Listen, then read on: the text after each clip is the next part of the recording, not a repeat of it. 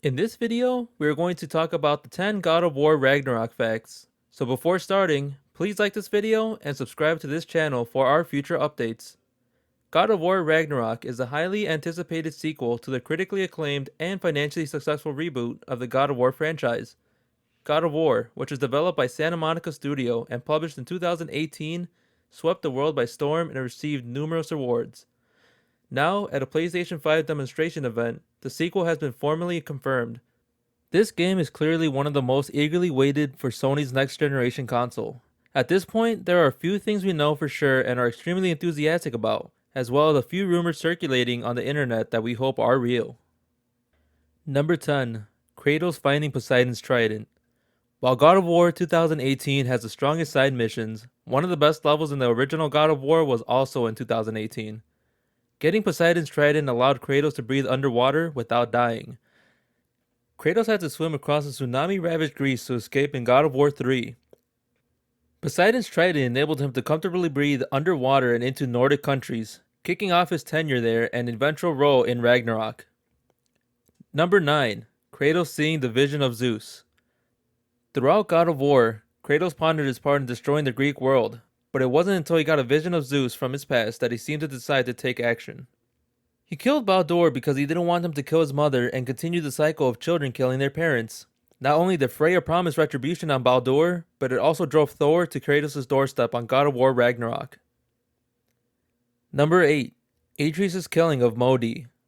We want to see more of Atreus in the future game. The most enticing scenario is that he expands his powers, which began when he killed Modi. This was owing to Atreus' hubris, which made him stronger. Atreus' triumph over the gods is thought to be the cause of Ragnarok. Therefore, any future savagery stems from the instant he killed Modi. Thor was likewise compelled to face Atreus and Kratos by his son's death.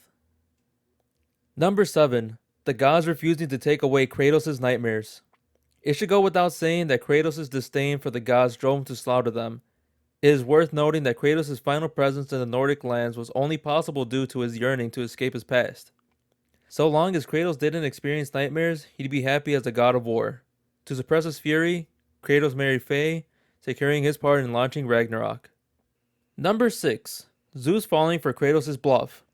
The character's overly dramatic gestures have spawned countless memes. Zeus aided this cliche by falling for Kratos' ruse at the end of God of War 2. When he almost beat Kratos with his lightning, Kratos claimed he was accepting defeat. Kratos' bluff worked and he defeated Zeus. He would have killed Kratos had he not fallen for the lie.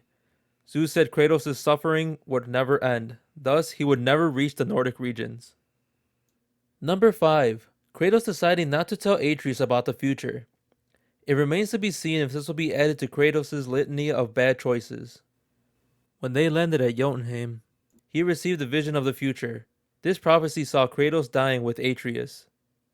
If Kratos had told his son what he saw, Atreus' plans for vengeance against the Nordic gods may have been thwarted. It also means Thor's future entrance was not a surprise. Number 4. Thor punching Jormungandr into the past. The World Snake will be one of Kratos' strongest allies. He's said to be Loki's son, making him Kratos' grandson. Thor sent Jormungandr back in time by hitting him hard. Jormungandr would not have been able to help the heroes as he did in God of War if Thor had not made this choice. This will lead to Jormungandr helping his father and grandpa during Ragnarok, where he will also face Thor. Number 3. Freya placing the curse on Baldur.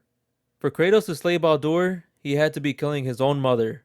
Baldur hated Freya because she took away all of his senses, making him mad.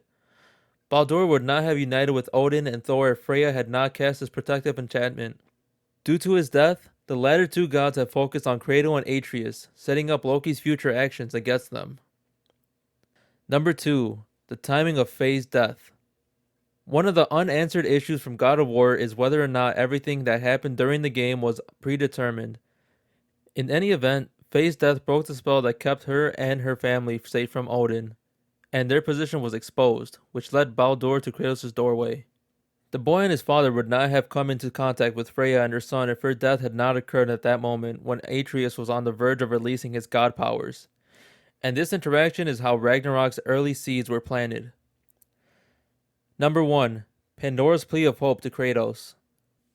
Kratos would have killed by Zeus's hand at the end of God of War 3 if he hadn't seen Pandora's vision of hope. This vision gave him the strength to defeat Zeus as well as the power of hope. Without Pandora's plea, Kratos would have been killed and Atreus would not have been born.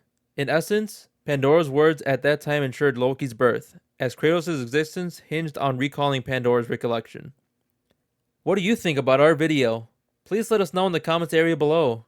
If you enjoyed this video and would want to hear from me again, please subscribe and turn on the notification before leaving. Thank you for watching us.